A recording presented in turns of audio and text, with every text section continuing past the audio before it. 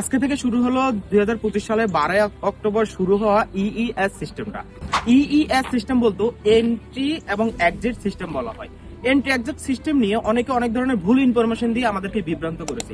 দেখেন, ইইএস সিস্টেমটা যারা নন সেনজেন কান্ট্রি থেকে সেনজেনে এন্ট্রি নেবে তাদের জন্য।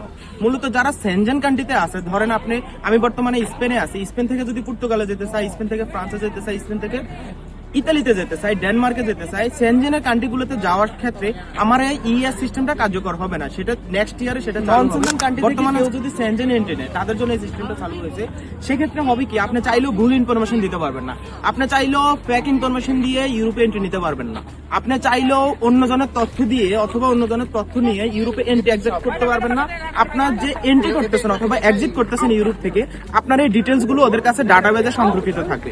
পরবর্তীতে আপনার পাসপোর্ট নাম্বার অথবা আপনার রেসিডেন্ট কার্ড যে নাম্বারটা আছে সেই নাম্বারটা ওদের সিস্টেমে এন্ট্রি দিলে আপনি কবে এন্ট্রি করেছেন অথবা কবে ইউরোপ থেকে এক্সিট নেবেন সেই ডিটেলস গুলো ওরা পেয়ে যাবে। পরবর্তীতে যেন ওদের এই ডাটাবেস গুলো সুরক্ষিত থাকে তার জন্য এই ইইএস সিস্টেমটা ওরা আপডেট করছে। তো সবাই সতর্ক হন এবং সঠিক ইনফরমেশনটা জানেন যে ইইএস যে সিস্টেমটা আজকে থেকে শুরু হয়েছে সেটা হলো নন সেনজেন কান্ট্রি থেকে সেনজেনে এন্ট্রি এক্সিট সিস্টেমটা।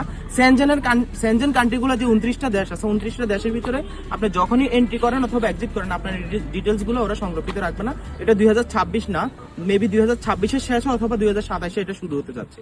সবাই সঠিক ইনফরমেশনটা জানেন এবং আমার পাশে থাকেন। ধন্যবাদ সবাইকে।